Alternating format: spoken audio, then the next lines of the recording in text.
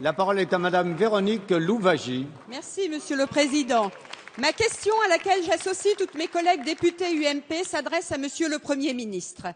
Le 6 novembre dernier, je vous ai déjà interrogé sur les légitimes revendications des sages-femmes en grève depuis le 16 octobre. Certaines d'entre elles sont présentes dans les tribunes de cet hémicycle et nous leur adressons notre soutien. Je rappelle que celles-ci, dont la mission est essentielle, ont deux revendications. La première, c'est d'être reconnue comme intervenant en premier recours des femmes en bonne santé. La seconde, c'est d'être reconnue comme personnel médical hospitalier.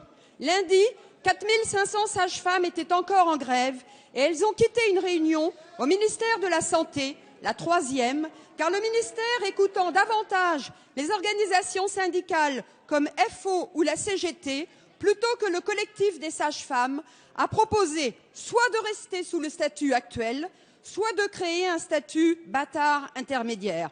En résumé, ni praticien hospitalier, ni fonction publique. Ainsi donc, il est demandé aux sages-femmes, écoutez donc, de choisir entre la peste ou le choléra. Monsieur le Premier ministre, les sages-femmes méritent mieux que d'être manipulées et même déconsidérées par une proposition ne reconnaissant pas leur statut médical. L'attitude de Madame la ministre, diviser pour mieux régner, contribue à rabaisser la profession et risque d'entraîner un durcissement du mouvement. Il est plus que temps de mettre fin à ce faux semblant qui consiste à recevoir les sages-femmes avec l'objectif de ne pas bouger les lignes. Il est temps de parler un langage de vérité plutôt que de jouer sur une hypocrisie désormais parfaitement insupportable. Monsieur le Premier ministre, allez-vous recevoir vous-même les sages-femmes, car Madame Touraine ne les écoute pas? Allez-vous recevoir le collectif des sages-femmes, seule entité représentative aux yeux de ces professionnels? Quelle est votre position sur leurs légitimes revendications? Et allez-vous enfin proposer aux sages-femmes un statut plutôt que le statu quo? La parole est à Madame Marisol Touraine, ministre des Affaires sociales et de la Santé. Oui, merci Monsieur le Président, Mesdames et Messieurs les députés, Madame la députée Louwagie.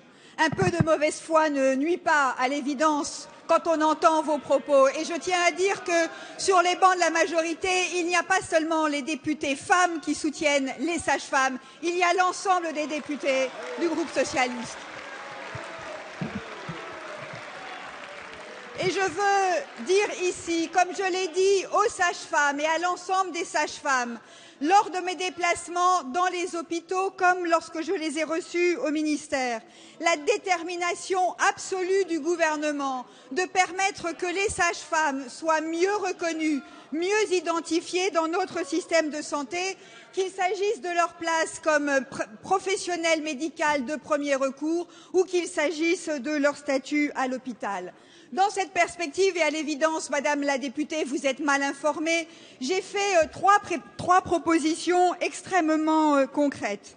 La première proposition est une reconnaissance à part entière du caractère médical de la profession de sage-femme à l'hôpital. Très concrètement, de quoi s'agit-il ? Il s'agit d'organiser une vraie autonomie professionnelle des sages-femmes. Par exemple, je propose de leur confier la responsabilité d'unité physiologique. Deuxième proposition, une revalorisation salariale, puisque c'est un des enjeux qui est posé. Et puis la troisième proposition porte sur leur statut, avec deux options qui ne sont pas celles que vous avez évoquées. La première, c'est la création d'une filière médicale autonome au sein de la fonction publique hospitalière, filière maïeutique. Et la seconde option, c'est en dehors de la fonction publique, un statut médical de praticien maïeutique.